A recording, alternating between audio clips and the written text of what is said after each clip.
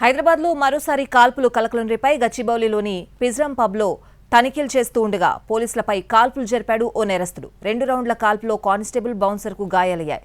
చాకచక్యంగా వ్యవహరించిన పోలీసులు మోస్ట్ వాంటెడ్ క్రిమినల్ను పట్టుకున్నారు.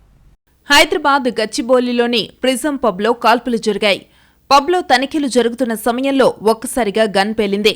పోలీసులపైకి 2 రౌండ్లు కాల్పులు జరిపాడు ఓ మోస్ట్ వాంటెడ్ క్రిమినల్.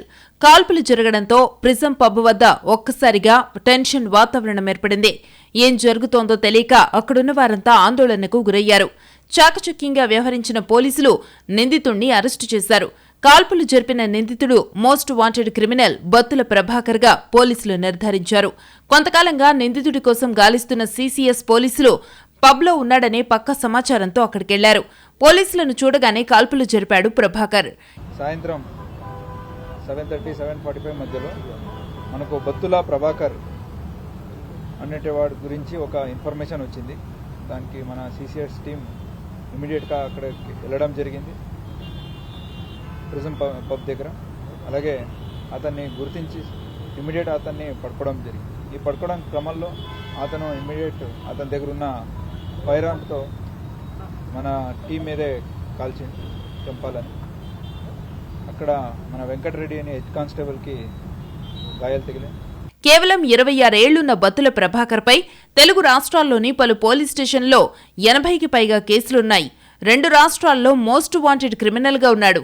2020లో విశాఖ పోలీసులకు చిక్కగా కోర్టు శిక్ష విధించింది. 2022 జూన్ 8 నుంచి విశాఖ జైల్లో శిక్ష అనుభవిస్తున్నాడు. కట్ చేస్తే మళ్లీ పోలీసులకు పెద్ద తలనొప్పిగా మారాడు. అనకాపల్లి కోర్టుకు వాయిదా కోసం వెళ్లి తిరిగి సెంట్రల్ జైలుకు తీసుకొచ్చే సమయంలో ఎస్కార్ట్ పోలీసుల కన్ను కప్పి పరారయ్యాడు.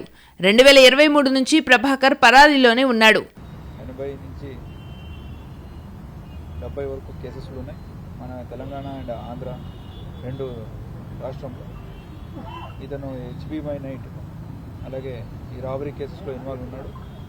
రాబరీ మరియు ఈ హెచ్బీ బై నైట్ ఈ కేసెస్లో ఇన్వాల్వ్ అయ్యాడు. ఇతను చిత్తూరు జిల్లాకి చెందినవాడు. ఇక్కడ హైదరాబాద్ చుట్టూ ప్రదేశంలో సైబరాబాద్, రాచకొండ చుట్టూ ప్రదేశ్ ఈ 3 కమిషనరేట్లో దాదాపు 16 కేసెస్లో ఇన్వాల్వ్ ఉన్నాడు. నిందితుడి వద్ద నుంచి 2 తుపాకులు, బుల్లెట్లు స్వాధీనం చేసుకున్నారు. గాయపడిన కానిస్టేబుల్ ఆరోగ్య పరిస్థితి నిలకడగా ఉందని పోలీసులు చెబుతున్నారు.